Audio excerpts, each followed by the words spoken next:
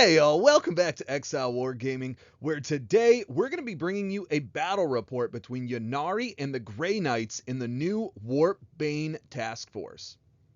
Now, I've been having a ton of fun and getting a lot of games in with the new Reaper's Wager detachment for Drukhari, but I can't help but see the similarities between that and Ynnari. And what I wanted to do is put a couple theories of mine to the test.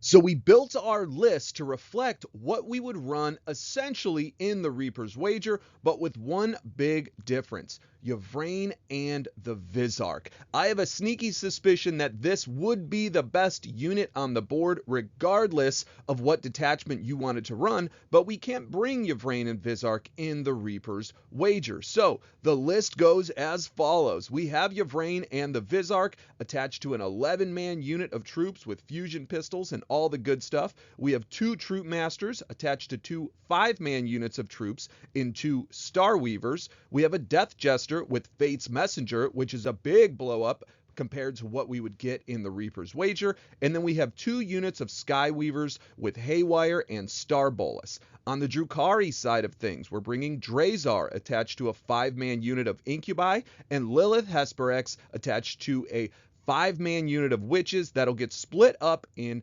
2 Venoms between those 2 units. We have 2 units of Scourges with 3 Haywire and 1 Dark Lance, and 1 unit of Scourges with Heat Lance. Something I've been wanting to try. It seemed pretty spicy. Now this list is coming in at 16 total units at 2,000 points on the nose. It's the closest thing that we could do to recreate our success so far in our hit and run style list in Drukhari.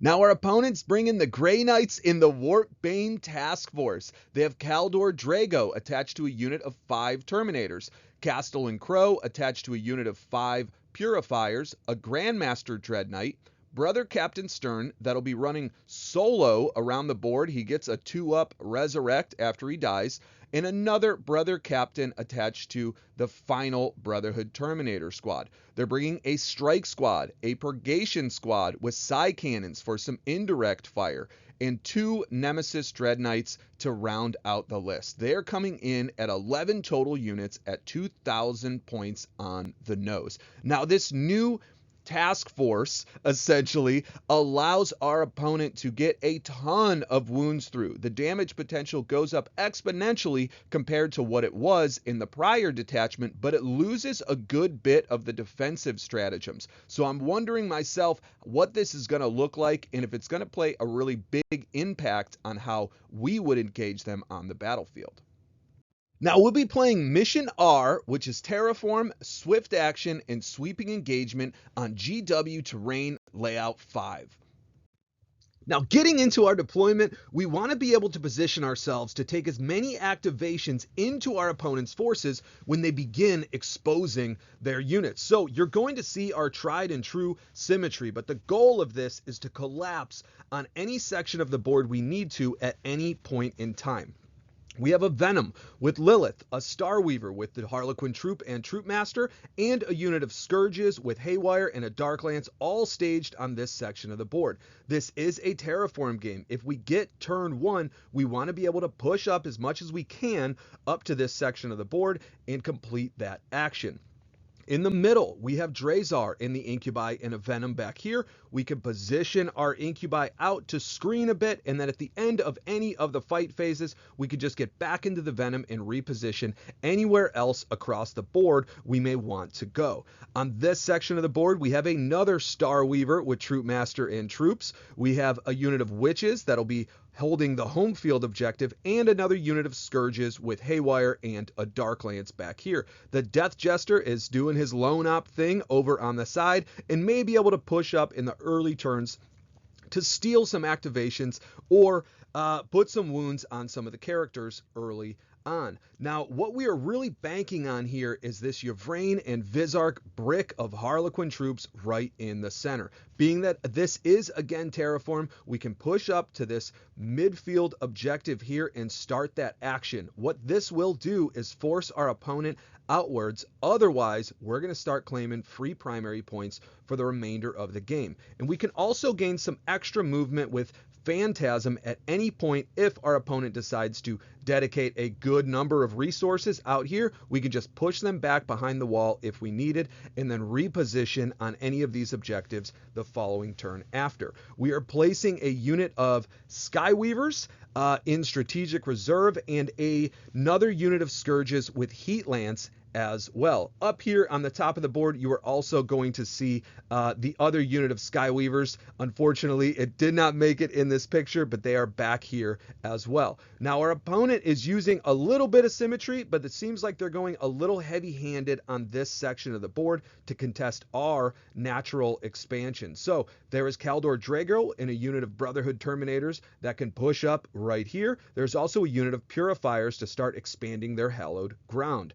Our opponent is positioning their Nemesis Dread Knights back here behind cover, so they're not at risk of any major firepower in the early turns, and then has a unit of Strikes in the middle to take advantage of Scout, maybe Sticky, the center objective, if they get first turn afterwards. The Purgation Squad is behind this rune right here, as well as the Grandmaster Dread Knight, and then to round it all off, they have a unit of Purifiers with Castellan Crow back here, the other Brother Captain with 5 Terminators on this side of the board, and Brother Captain Stern over here as well. Now we win the turn 1 dice roll and get to go first. Typically in Pariah Nexus, we want to be going second, but on Terraform, this impacts the entire game. We end up drawing Recover Assets and Secure No Man's Land. We're going to ditch Recover Assets because we want a few extra CP in the bank, but we are going to score Secure No Man's Land very easily. What we end up doing is pushing up everything that we can over here. We want to screen this section of the board. We're going to bring the Skyweavers up so our opponent can't come in right around here unless they move up a unit of Purifiers. And then we're going to use the Venom with Lilith and the Witches to push up to this objective afterwards. We end up getting out the Witches and Lilith, and we're going to use them to terraform at this point.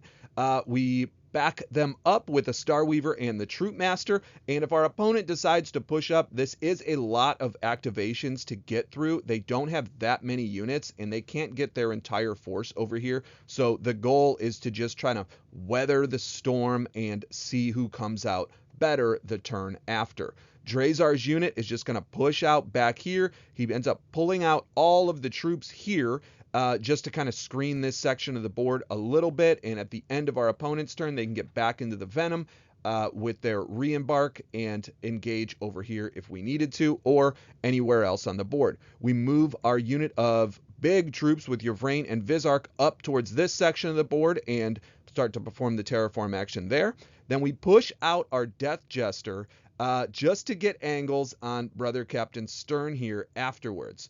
The Starweaver is going to end up getting behind cover over here, and then we're just going to spread out our forces back here to avoid any, meaningful deep strikes. We're going to leave the Scourges alone right now. They're going to be more reactive for us later. In this turn, though, we are able to bring down Brother Captain Stern with the Death Jester. He ends up rolling like 12 hits. Sometimes we do that, and got 6 mortal wounds. So we did bring him down, and then he stood back up. In our opponent's first turn, they draw Marked for Death and Cleanse. They ended up picking up a unit of Brotherhood Terminators with Kaldor Drago, who dropped down over here after the Purifiers advanced up to extend their hallowed ground. Now, fortunately, we caught this before it caused any real issues in the game, and Terminators, unfortunately, are not able to gain any advantage from the 6-inch deep strike stratagem. So these were pushed back a bit to get outside of 9 inches, but Kaldor Drago should be able to put some shots into the Witches, the Venom, the Starweaver, or the Skyweaver as well, and get a pretty decent charge afterwards. The Brotherhood Tech Marine pushes up as well, and so does this Nemesis Dread Knight, gaining all of his Bonuses. The Dread Knight ends up firing into the Venom and brings that down pretty handily, and then tries to put the Heavy Incinerator into the Witches. Unfortunately, he rolled a very low number of shots and was only able to bring down a couple. The unit of Terminators ended up putting some shots into the Skyweavers and the Witches as well, and they are able to bring down all of the Witches except for Lilith, who walks out unfazed. Down here, the strikes ended up positioning onto their home field objective, where they'll be able to sticky it next turn. The Grandmaster Dread Knight stays put, and so does Castle and Crow in these purifiers down here. The Terminators on this side of the board and Brother Captain Stern push up to both cleanse and begin the terraform action with those two separate units afterwards. At the end of our opponent's movement phase, we ended up using Phantasm to push out this unit of Harlequins with Yvraine and the Vizark and steal some extra movement. As we were measuring this out, I realized if we got a 3, I believe at this point, we were going to be able to get into this rune and attack these units of Terminators with everything that they have for the most part. What we want to do is get Yvraine's devastating wound shooting in there for as much damage as we possibly can. So because our opponent did not push anything into the center of the board, did not threaten this unit at all, we got to steal a good bit of extra movement. In the charge phase, Kaldor Drago and the Terminators end up moving into the Skyweavers. They very handily bring them down, and then Kaldor himself and another Brotherhood Terminator end up attacking the Starweaver. We use -1 to hit, and fortunately, we are able to walk out of this. We take 3 wounds from Kaldor himself, and everything else bounces. This Starweaver is built like a Custode. Now in our turn 2, we end up drawing behind enemy lines and extend battle lines. Now we're going to get rid of behind enemy lines for that extra command point, but we are going to score extend battle lines pretty easily. Essentially, what we want to do at this point is get to everywhere we can on the board, screen as much as we possibly can, but really force our opponent back into their deployment zone. They don't have Mist of Deimos or anything like that. There's no reactive stratagems to pick these Terminator units up off the board. If we can get rid of them right now, they don't have much durability left. And as soon as they have to expose these Nemesis Dread Knights, the Scourge and bikes are really just going to take care of it. So what we ended up doing over here is falling back with the Starweaver. Now our opponent used a stratagem, so on a 4+, anything that moves within 6 inches of them ends up taking D3 mortal wounds. So the Starweaver did take a mortal wound. This unit of troops over here, it failed. They didn't take any, and then we moved Drazar's unit, getting out of the Venom, over here right outside of 6 inches. So they're not going to get hit by any of that, but they are going to have a very easy charge afterwards. This unit of Scourge behind this big brick up here ends up pushing out to get shots into the Nemesis Dread Knight, and then our Venom pushes up to the middle, again, not because we think it's going to survive, but to steal an activation from our opponent. This means that something more impactful, shooting this, is not going to shoot into something else that we'd like to keep on the board for a while. The Scourge and the Witches back here stay exactly where they're supposed to be, just waiting for the right moment to pounce. And then our troops that were originally in the Starweaver behind this rune end up pushing up to get shots into this Terminator brick, and the Starweaver moves up afterwards as well to re-embark them and protect them from a big activation from a Nemesis Dread Knight the following turn. Now, this part was pretty wild. I really enjoyed it. Yvraine gets in here with 2 or 3 fusion pistols from the Harlequin troop. Now the fusion pistols here, we had 2 of them in range of the Terminators. They were right on the edge of this, but we had just enough movement to get there. Movement 8 and 3-inch disembark is pretty dang good. We end up bringing down 1 or 2 of the Terminators with fusion pistols. Another one went down to 1 wound from the Starweaver, and then we ended up actually picking up one with a Neuro Pistol. Yvraine comes in to follow it up, rolls a 9 for her shots, and does 9 devastating wounds. Everything hits, everything wounds, and picks up 3 Terminators herself.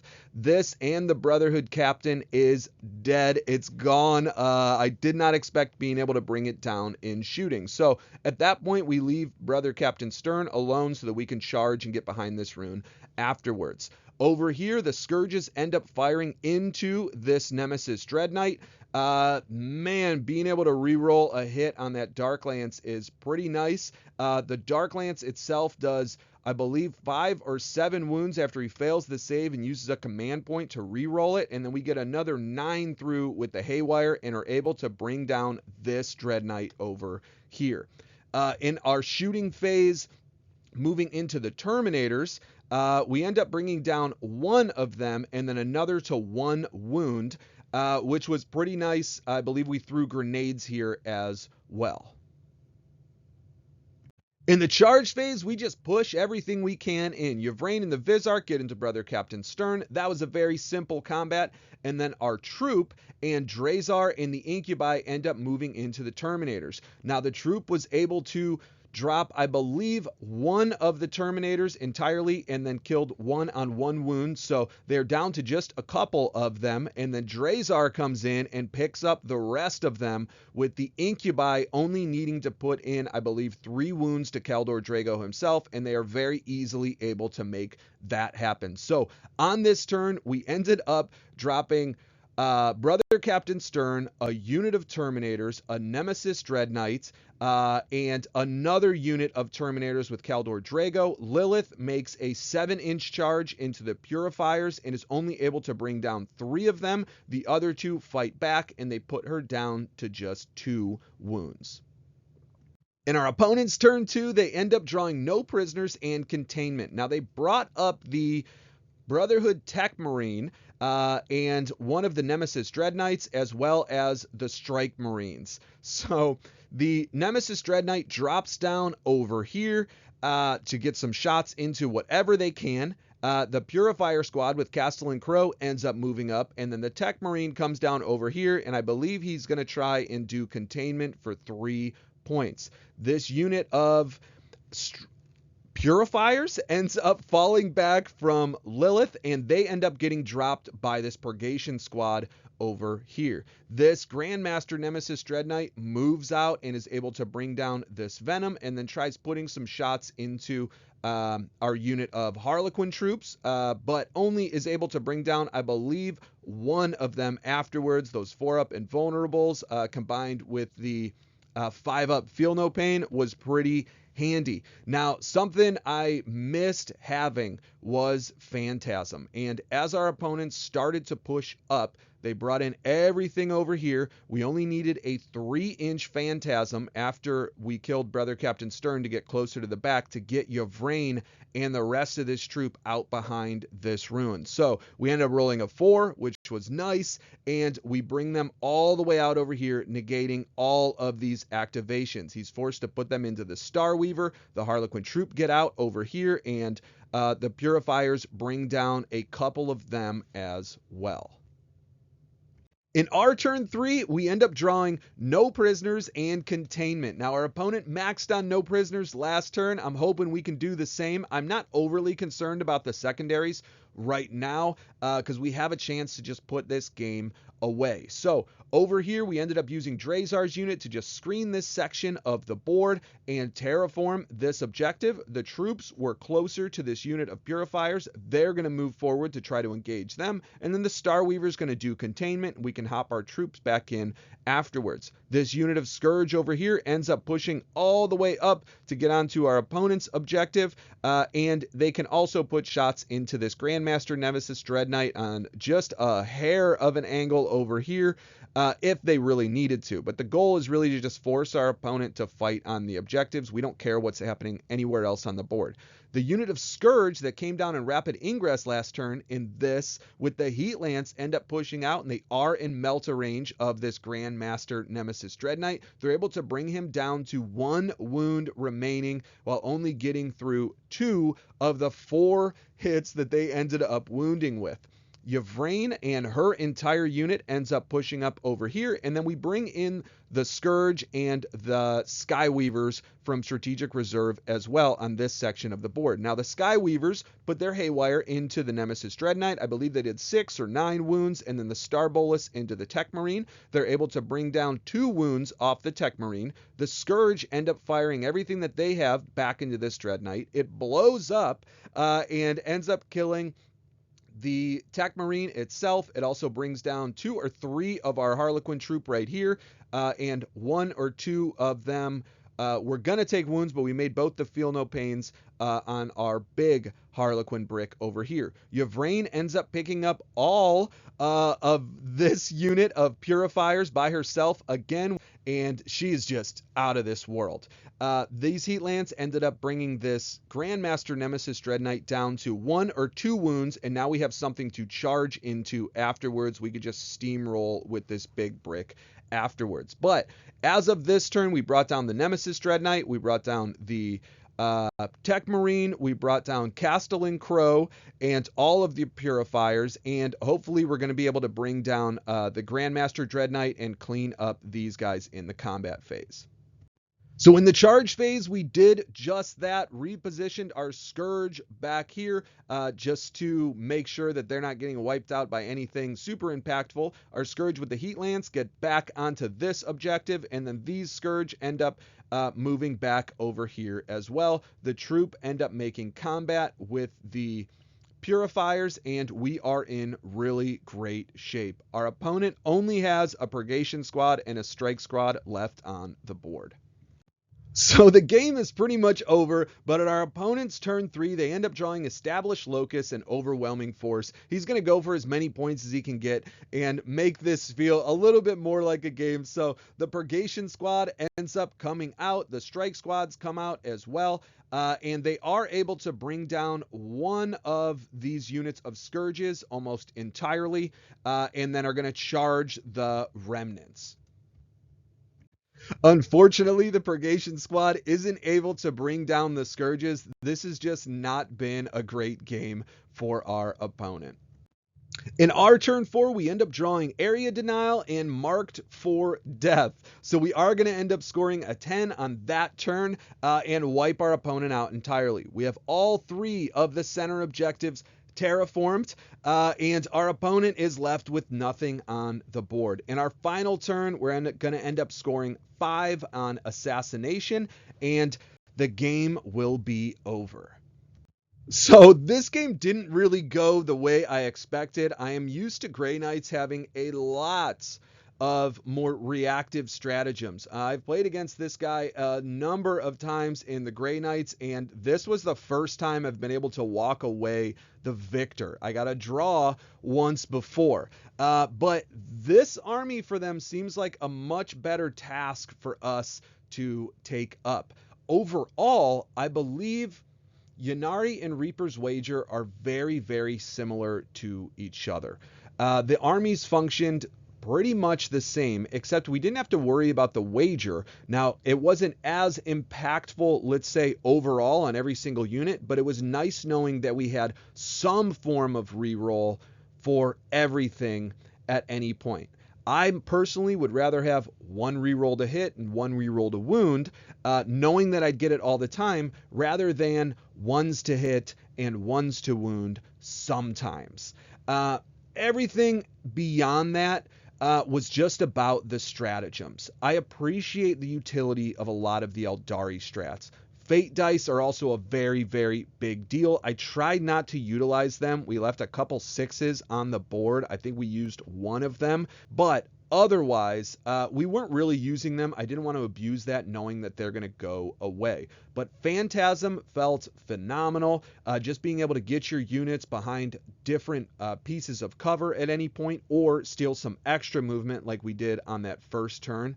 Having all of the excessive movement like Infiltrate and Scout 9, everything else that Reaper's Wager brings, doesn't always feel necessary, and the more games I play with that detachment, the more I realize I don't really need all of that to have a successful game. So sometimes I think less is more. The damage actually felt more reliable for some of our units. I really enjoyed that one Dark Lance on the Scourge, being able to utilize the one hit roll to hit and wound as well. But not having pain tokens on them wasn't nearly as good, clearly. But overall, something like the Skyweavers feel so much better. The biggest thing that I can say is the Yvraine and Vizark brick just felt so much better than any single unit Drukhari or the Reaper's Wager could offer. It impacts all phases of the game, especially when it comes to infantry. It's durable, it has great shooting, it has great combat, mobility, fights first. I can use defensive stratagems on them, -1 to hit from shooting, or in the combat phase, we also get grenades. It just seems like it does everything. Keeps your opponent from pushing everything they have into your backfield whenever you need it, and it also protects your other units by threatening heroic intervention. I really missed that in Reaper's Wager, and I've been trying to find something to fill that gap, and unfortunately, Lilith and the Witches just don't quite impact the game as much as this does. The Court of the Archon is very good, but again, I don't believe it impacts the game as much as Yvraine and the Vizark could. Skyweavers were great. The Scourge, not as good as they would be in the Reaper's Wager, but both were solid. Drazar seemed very strong, but Lilith was a little underwhelming. I think she's so much better with the pain tokens themselves, being able to just reroll everything for all of those sustained hits. If I was to do something different in this list, it would probably be, unfortunately, to get rid of Lilith, but we may keep her just for the fun of it. Overall, we ended up the game 93-29 in favor of Ynnari, and if I had to continually play this detachment or these armies together, Harlequins with Drukhari, I think I would prefer Ynnari over the Reaper's Wager. But that's just me, and that is to be determined. We can't bring Talos or anything like that in a list like this, so who knows? I'm interested to see what y'all think in the comments. But thank you again. I hope you enjoyed. This theory has been something I've been mulling over since the Reaper's Wager came out. We've always been able to play Drukhari and Harlequins together with some solid rules overall that carried over to both factions. So if we weren't doing it a lot then, my thought was, why are we doing it now? Is the damage output and the stratagems in the Reaper's Wager that much better than the Eldari army rule and detachment rule? Or is it just some wishful thinking? I think it's a little bit of both at this point, but I don't think it's as heavy-handed in the direction of Reaper's Wager as most think.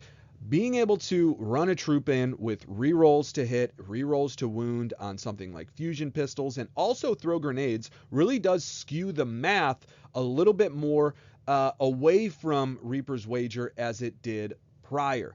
But having access to some of those more defensive strats in Phantasm, as well as a couple other units like Yvraine and the Vizark, tip the scales a little bit for me towards Ynnari afterwards. But I'm interested to hear what y'all think.